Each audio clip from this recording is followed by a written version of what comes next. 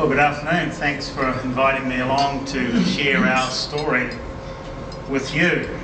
Well, it all began a long time before I joined the company, in fact 10 years prior to my joining of the company, when a doctor at Auckland Hospital, Dr. Matthew Spence, was just establishing the first acute respiratory unit in the Southern Hemisphere, involving ventilation of patients who had serious illness or serious injury. And he determined he had a problem with dry medical gases. More on that in a moment. So he approached an engineer at the DSIR, Alf Melville, and asked him if he could develop a way of humidifying these medical gases that his patients were breathing. Alf went into his wife's pantry and, using a familiar AG jar, he developed that first prototype. In fact, we still have that. It's in pride of place in our reception out at our facilities. It worked very well, and Matt was very pleased with this heated humidifier, and he was very keen to have some more of them, and DSIR at the time were keen to see a company commercialise it and make it more widely available. So the DSIR had been working with F&P, who were looking for diversification away from home appliances, because our founders could see that the protected New Zealand environment of the 1960s was not going to last. So they approached the company, and the company decided to take on the device and commercialise it. And my predecessor, Dave O'Hare, led a very small team to commercialise that humidifier device. Well, more than 40 years later now, we still have that fundamental premise, that fundamental vision on which we were founded, and that is to provide medical devices which can improve patient care and improve outcomes of patients. We are now seen as a global leader in respiratory care devices. We are in fact number one in heating humidification around the world, with a better than a 70% market share. Continue to be very much innovation driven, proudly New Zealand based, but very international. We've got about 1,600 people in New Zealand, about 750 outside New Zealand, and 99% of our revenue comes from outside of New Zealand. And in fact, we do business in 120 countries around the world. We're publicly listed on the New Zealand and the Australian stock exchanges, and we currently have a market capitalisation of just under 1.5 billion New Zealand dollars. And it comes as quite some surprise to many people that that's almost 4 times the market value of Fisher & Paykel Appliances, which we in fact spun off in 2001. Fisher & Paykel Healthcare is the renamed Fisher & Paykel Industries Limited, so they were spun off. So our growth strategy has become more and more consistent over the years. We started in humidification. We've tried a number of things. We were in the scooter business at one point, scooters that people ride on the footpath. But we've come to understand that we're experts in humidification, in respiratory care, in treatment of obstructive sleep apnea, I'll explain that in a moment, and in neonatal care. And we're really putting most of our focus into those somewhat related areas, and we continue to strive to provide devices that can improve efficiency of care, can improve patient outcomes, reduce intensity of care, and in fact reduce the overall cost of providing health care whilst actually selling premium priced devices. So we typically sell our products for a higher price than our competitors, but for the healthcare systems around the world, our devices deliver actually lower cost of healthcare overall. And our growth strategy is very much around doing that better than our competitors, and finding more applications for our technology, more patients we can treat with our technology, more value per patient, so providing more and more of the equipment that each patient needs during their therapy, and finally continuing to increase our international presence.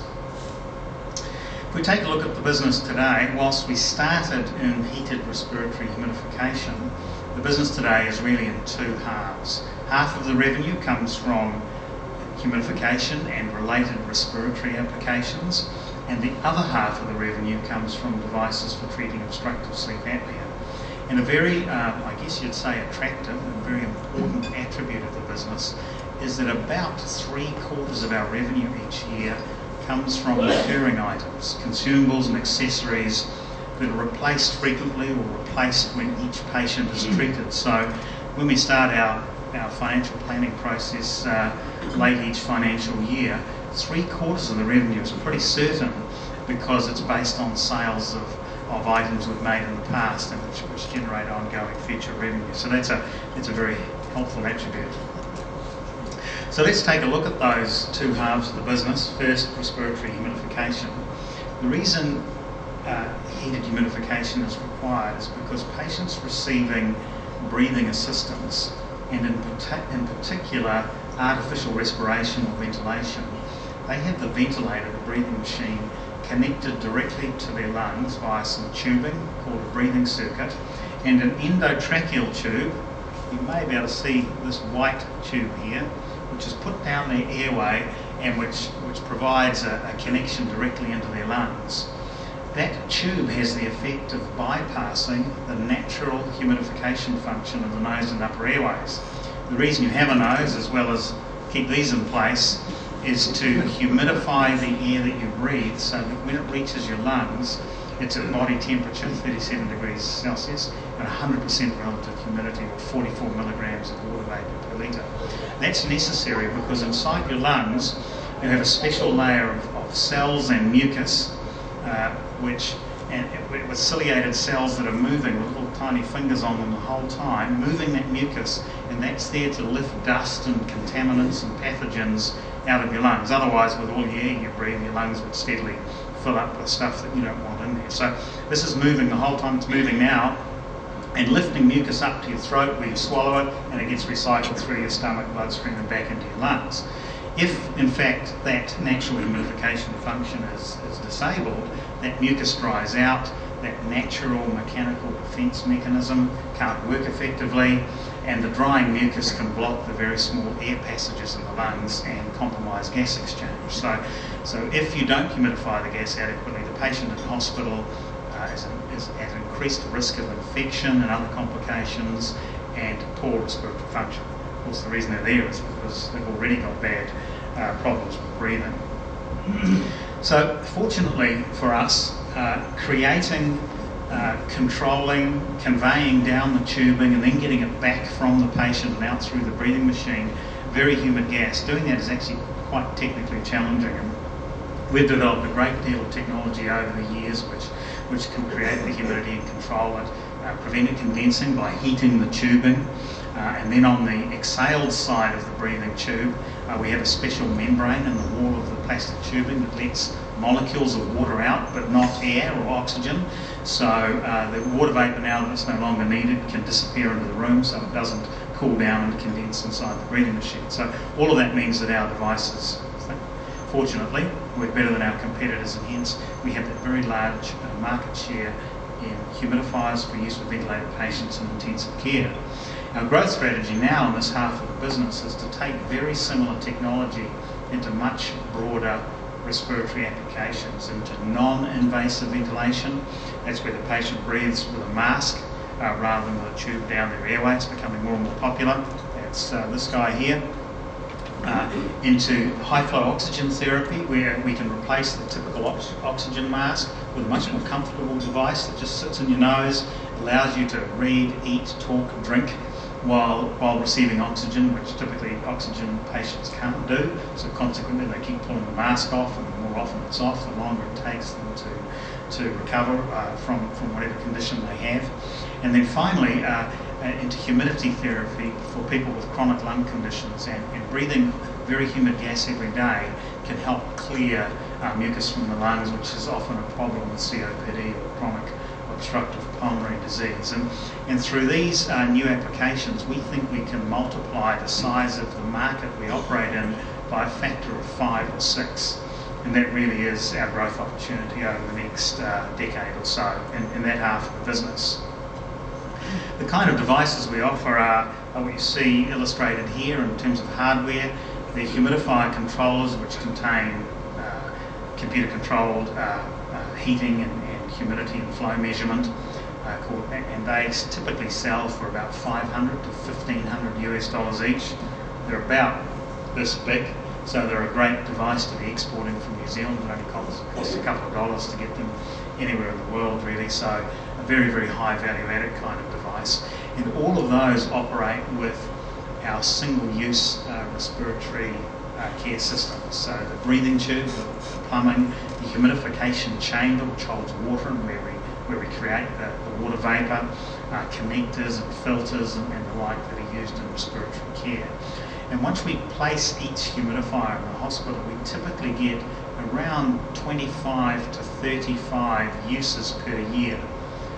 A patient is typically receiving respiratory care in the hospital for 4 or 5 days. Hospitals don't run at 100% capacity all year, so hence the, say, 35 uses a year. So when we place a $1,500 humidifier controller, we get about another $1,500 US of consumables each year from that controller, whilst providing very good care for those patients. So it's a very good ongoing business, as I mentioned earlier. We also offer the complete range of devices in a cleanable, re-sterilisable equivalents as well. They're typically used in very low labour cost countries. In the higher labour cost countries, it's much more effective for hospitals to use a single-use item, and much better from an infection control point of view, because a big risk for anyone in hospital is catching an infection off the last patient or off another patient. So the beauty of single-use devices is that we can largely eliminate that problem. Now the other half of the business are devices for treating obstructive sleep apnea. OSA is a condition where the person who has it stops breathing when they fall into a deep sleep. The reason that happens is that when you fall into a deep sleep, many of your muscles relax, presumably to rest them when you're asleep, including muscles you have in your throat and your airway, which are there to keep it stiff so that it's not floppy. Well, it's okay normally when you're in a deep sleep for it to go soft because you're not breathing very deeply or very hard. But for people with a narrow airway, either because of just that's their physiology, the shape of their tongue, the shape of their palate, the shape of their throat, or more commonly because of obesity and a bit of extra layer of fat there which narrows the airway, when the airway softens when they fall into a deep sleep, the next time they breathe in, it sucks it closed. Like if you take a drinking straw, put your finger on the end and suck on it, it will collapse. Well, the same thing happens in your airway. After about 30 seconds or a minute, your brain realises that you've got a problem, you're going to die very soon, and your brain automatically wakes you slightly out of deep sleep into shallow sleep. Muscle tone returns, the airway opens, taking a big deep breath, and then within another 20 seconds or so fall into a deep sleep, and the whole cycle repeats. And that cycle can repeat hundreds of times a night. And the person with OSA is very fatigued because they never get a good quality of sleep. And longer term, that cessation of breathing puts quite a stress on the cardiovascular system, so it's linked with increased risk of high blood pressure, hypertension, stroke, heart attack, and even diabetes. A very common condition. As much as 10% of the adult population have some degree of OSA, and as you get older, the risk increases. It's a relatively recently recognised condition in the last 25, 30 years or so. So only about 15% of the people with OSA have been diagnosed so far. So out of 60 million or so people around the world with OSA, maybe 10 or 15 million have been diagnosed so far. So how do you treat it? Well, the most common treatment is continuous positive airway pressure. You sleep all night with a very quiet blower next to your bed, tube, similar to the breathing tubes we use in the other half of the business, and a mask on your nose or over your nose and mouth, and that provides a low pressure of air into your airway, which effectively splints it open and prevents it collapsing on inhalation. It works very, very effectively. Catch is that about half of all patients in the past have abandoned their therapy because of discomfort and side effects, which turn out to be due to the flow of air drying out the mucous membranes in your nose and upper airways. And that causes nasal congestion and swelling and sometimes nosebleeds, pain, increased infections and the like. So quite uncomfortable for some people. Well, it was good news for us when we heard about this because we had the humidification technology. So in the mid-90s we introduced a little humidifier device that could be connected in line with the flow of air. Very, very effective, and we have a clinical study that shows dropout rate dropping from about 40% to about 10% of patients once they added heat humidification. Now that's just an accessory. The big market are the flow generators and the masks used with them. So we've just completed the introduction of our third generation of flow generators that incorporate humidification. It's inside, you can't see it, it's down inside the device. There's a water chamber there that you can take out and refill each night. Our latest device is designed to look like it might belong in your bedroom, unlike previous devices and unlike our competitors' devices. They look like a piece of medical equipment in your bedroom. Sits on your bedside table, actually has a clock in it, an alarm clock, so that you can use it to wake you up. You can download your favourite music and wake to that if you like. And it's designed to be very, very user-friendly in appearance. But it also incorporates a number of very important technologies. Our heated tubing technology from the hospital business to prevent condensation of the humidity that we need to get into your nose to prevent the drying. It monitors breathing pattern during the night, and if you wake up it drops that therapeutic pressure down to a minimum level. Sometimes it's hard to get to sleep against the pressure, so that waits you to fall asleep again and then raises it automatically. And very sophisticated technology for monitoring usage, because in the United States in particular, the insurance companies will only pay for this therapy if the doctor or dealer who provides it can prove the patient's been using it sufficiently in the first 3 months. So we're just about to launch a cellular GSM modem, plugs in the side and will automatically transmit the usage data every night, for instance. Or alternatively, we have a little memory stick device, in fact, got one here, that goes inside, and the patient can mail that in as another alternative way, or plug it into their home computer and it'll automatically upload that usage data. So quite a lot of technology. Now about a third of our revenue in this half of the business comes from the flow generators themselves, and about 2/3 from the masks, because the masks are replaced on a regular basis, about once a year typically. Depends who's paying. In New Zealand there's no government funding for masks, so they last 2 years. In the US there's insurance company funding, so they last 6 to 9 months. So it depends on who's paying. And we offer a broad range of masks in 4 categories. A nasal mask goes over your nose, a nasal pillows mask that just sits under your nostrils, a so-called full face mask over nose and mouth, good for people who sometimes breathe through their nose, sometimes through their mouth, and an oral mask that just goes in your mouth if you're a permanent mouth breather, as some people are. And we've done very well in masks in particular. We've grown from nothing to about a 12% worldwide market share over the last decade. Flow generators, about a 5% market share, but we're hoping with our new Icon range, the one I just showed you, that we can bring the market share up with that as well. So as you can see from our range of products, we have a very active research and development program. In fact, we have 322 at last count, engineers and scientists and physiologists involved in research and development, all based just down the road, just at the back of the Highbrook development. And we invested in the last half year 8% of our revenue, or over a year nearly 40 million New Zealand dollars in research and development. In fact, I suspect just about New Zealand's largest research and development effort, private effort, not government. Fonterra might be bigger. And we always have a very full pipeline of new products under development, and everything I've just shown you will all be obsolete over the next 3 or 4 years, and there'll be a complete new range of all of those devices, and that's an ongoing process. We protect what we do with patents. We file dozens of patents every year. We hold hundreds of patents around the world. They only last for so long, typically 15 years at best after commercialisation, so it's important, of course, to keep moving and improving. We manufacture in 2 locations here in New Zealand. Currently about 85% of our manufacturing, again, is just down the road. Very vertically integrated with injection moulding. We mould about 100 million plastic components a year in-house. We have electronics assembly in-house with robotic devices. And part of the reason we're vertically integrated is our quality systems need to be very strict, being medical devices, and partly because there's not great manufacturing infrastructure in New Zealand, so you don't have a huge number of companies you can actually buy components and sub-assemblies from in New Zealand. 3 or 4 years ago, we decided that having all of our manufacturing concentrated in one geographic area was potentially risky. You look what's happened in Christchurch and subsequently in Japan, you can see why we came to that conclusion. So we established a manufacturing facility in Mexico a year ago, and the plan is to put a lot of our growth in high volume consumables into Mexico, so that eventually we get to about a 50-50 ratio. So that should we have a problem in either location, at least half of our output is secure. As it happens, with the way the New Zealand dollar's gone over the last couple of years, that's been rather helpful on the cost front too, because the cost of manufacturing in Mexico is lower than the cost of manufacturing in New Zealand.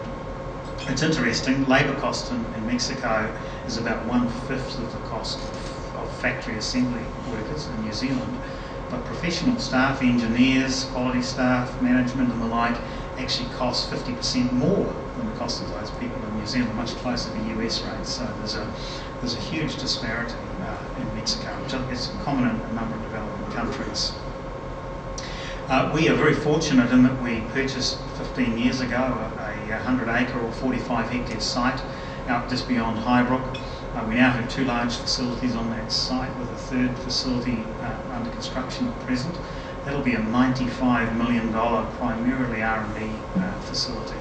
So we're planning already to double our research and development effort over the next 7 years or so, and we need to be able to accommodate more people, of course, for that, with more labs, workshops and the like. So that facility will be complete at the end of next year. Being a New Zealand company, we've always had to think global, right from back in the day, the O'Hare days. New Zealand's a tiny market, particularly for these specialised devices. 1% of our sales revenue comes from New Zealand, 99% from around the world.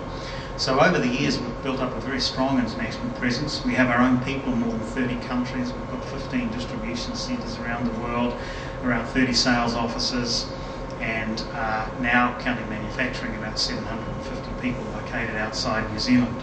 North America is our largest market because the OSA market is concentrated in North America at present. About 2/3 of the global OSA treatment markets in North America. 2 reasons for that. One, they recognise the need to treat this condition sooner than most other countries, and 2, they might have an obesity problem in the US, which contributes to it. We are pretty proud of our growth track record over the last 20 years or so. We've typically doubled in size every 5 years. And if you look back over the last 7 years and measure it in US dollars, the Kiwi dollar bounces all over the place, we have a compound annual growth rate of 16% in US dollars over the last 7 years, so that's doubling every 5 years, or just under 5 years. The OSA business has grown a little faster off a smaller base, and the respiratory business is accelerating in growth as those new applications are gaining traction. So that's a very quick overview of the Fisher & Paykel Healthcare story. I'd be very happy to answer any questions.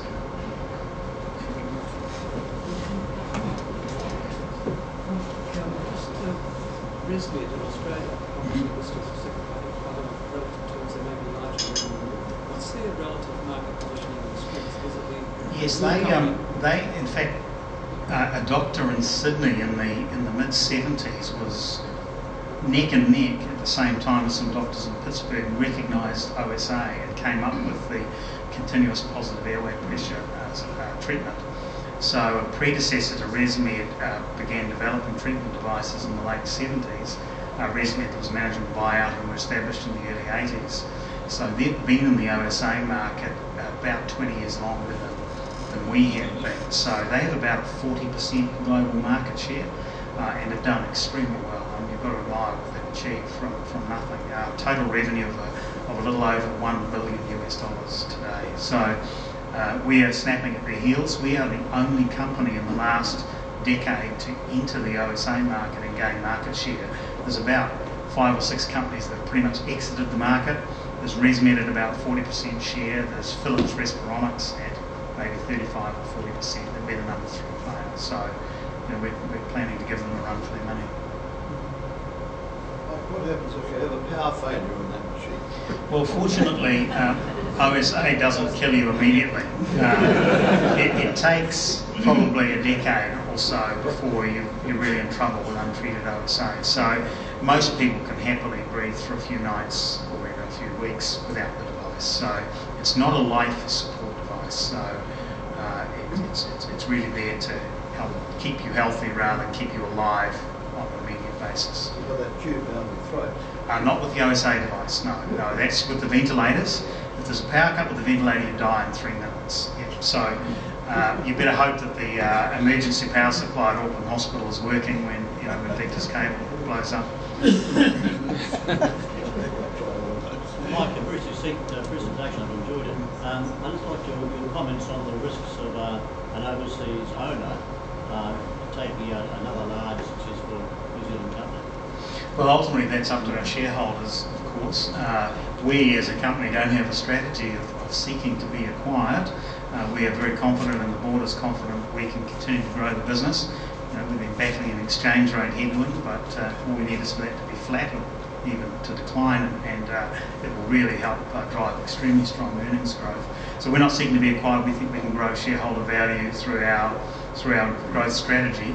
The reality is, when you're a public company, you are actually for sale every day. It's just how much people will offer and what shareholders will accept. So it's always a possibility, but it's not something we're looking for. And I guess part of my job is to make sure that investors understand the value of the company and are very unwilling to sell it for any price, or certainly unless an extremely high premium is offered. I'd be interested in the comments on the demand for your product in different markets like China, India. Yes, China and India clearly will become very important markets for almost everything over time, and in particular in healthcare. They have a developing healthcare infrastructure. Many hospitals are being built in both countries. We had virtually no revenue there 5 years ago. It's grown to the point where between the two countries we're at about $10 million of revenue today, and growing at about double or triple the rate of the rest of the business. We've got 25 people in China and 25 people in India coordinating a network of local distributors there. So we fully expect China and India to become very important markets for us as their healthcare infrastructure grows. Currently, Japan is our largest market in the Asian area. Can you tell me what the situation is with patents for Well, we hold about 100 US patents with about another 100 in application, and then similar patents are filed around the world. So I think our total portfolio is 200 or 300 patents at present. We file many each year, and that's important. That's important to help protect our ideas from competitors. They give us, as I think I might have mentioned earlier, about a 15-year head start. Patents last for 20 years. It's typically 5 years from when you maybe file it before your product's commercialised. So you've got about a 15-year head start. So patents are valuable, but the most important thing is ongoing research and development to stay ahead. So are you outsourcing away from like Mexico and New Zealand? And is there a percentage that you are actually not doing in-house? No, we manufacture virtually in-house. Just a couple of comments. What a fantastic account of all of this. My wife and I were both involved with Matt Spence in the 1950s and 60s, and he was an iconoclast. He set up the respiratory unit at Auckland Hospital against a lot of resistance, and this was one of his several ideas. And the only problem was that he was Glaswegian, and when he got excited, his Glaswegian got broader and broader to the point of being incomprehensible. The other comment really is in regard to sleep apnea, and the neurology department at Auckland Hospital got into this in the early 1970s, and using a vacuum cleaner to provide the positive pressure, and the patients really objected to having a vacuum cleaner. But one of the things that people are probably not aware is that during the obstruction, the oxygen saturation can drop down to 45%, and that's not good for the brain, and that's why people have all the headaches and the various other, it's not just neurological complication, they don't think well, they get headaches and all the other cardiovascular problems. So it really is a major health problem. It's been fantastic talk. Thank you. One last question. Research and development, it's been a significant percentage on research and development. Have you got a view of what New Zealand should be